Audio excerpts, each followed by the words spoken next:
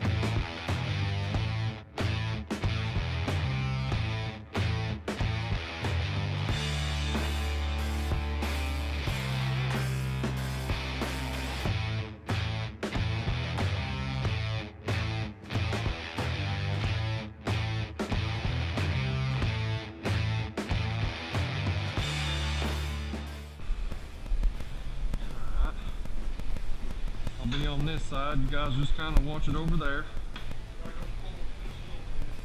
Alright, about maxed out here.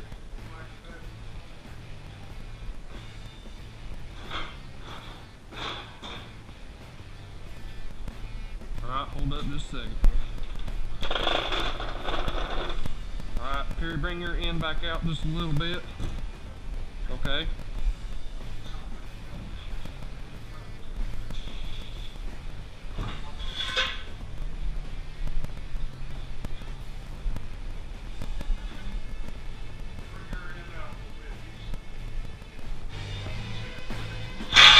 Alright, hold up.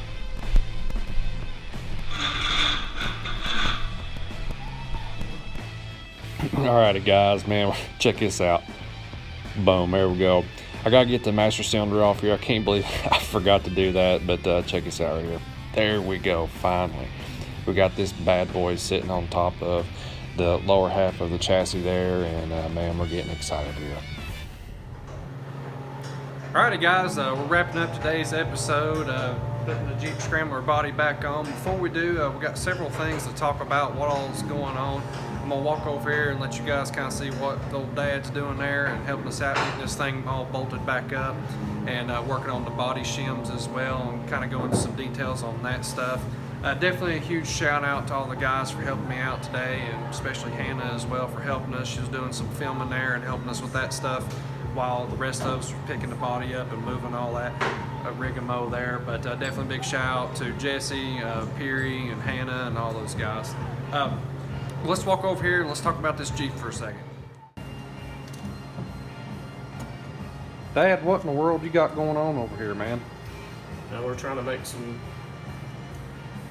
In the earlier episodes, you saw that when he had the roll cages mated together with the body off, he had these small pieces of tubing that was in between the pads of the roll cage, and now we're going back and drilling these holes out a 1/2 inch diameter so these pieces will fit down in there. So as the pads won't be setting on the fiberglass, they'll actually be setting on a solid foundation of these pieces of these spacers and the fiberglass. So they won't, if you just set it on top of the fiberglass, if the Jeep was to roll over, that would be a collapsed area, and that would be failure. You wouldn't want that. Heck yeah, but Dad's helping us out there a bunch, and I'm gonna zoom in there so you guys can kind of see what he's talking about there. Basically, we're putting a shim in there in between the body, or I guess you'd call it a sleeve there, I guess. You can see it right over there real good. And that just helps strengthen this fiberglass up.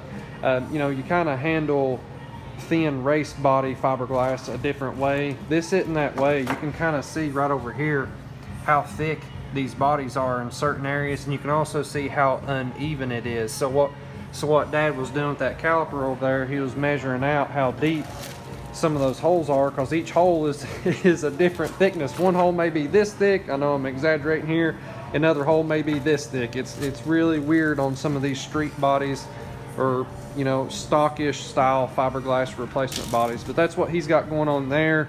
Other things that's going to be coming up, we're going to be cutting out the hole over here for the Atlas shifter levers for high and low for 4-wheel drive. And then we've got to bore out a hole here in the firewall for the master cylinder there, so we can get the brakes and stuff hooked up. But we're rocking and rolling here. While that's going on, let's walk on back here and kind of look at the chassis here sitting on the ground, where I guess you can kind of say this is the top half of the roll cage. Let me step back over here so you guys kind of get a good look at this thing here. Get this towel out of the way. Yeah, check this thing out. It's pretty cool looking, and crazy lightweight. I mean, you can just see how easy it is to move around, but super strong.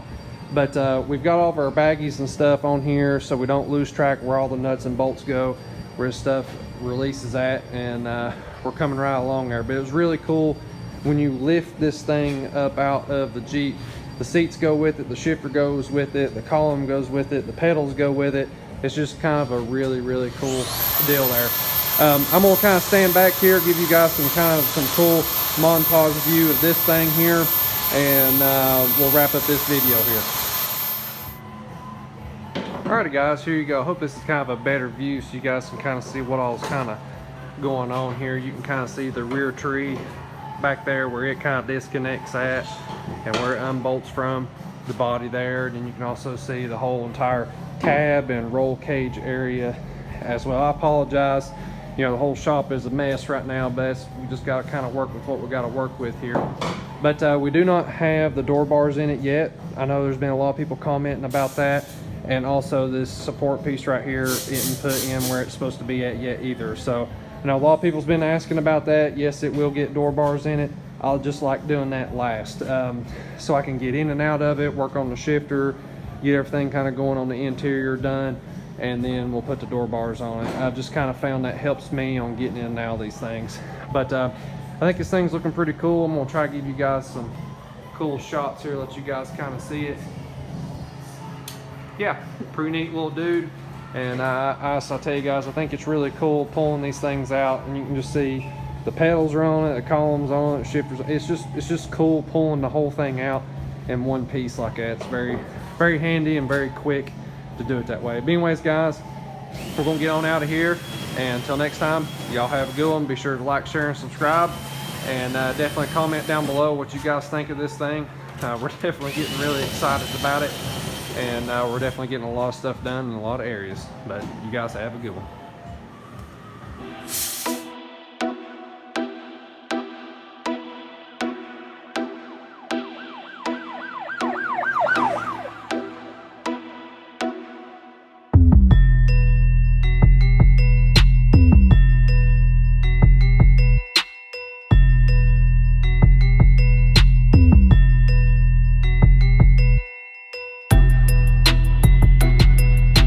Thank you guys so much for watching our video. Be sure to check out our new website, kilbymotorsports.com, for all your high performance needs. If you like this video, be sure to smash that subscribe button. It helps us out a ton. Till next time, you guys have a good one.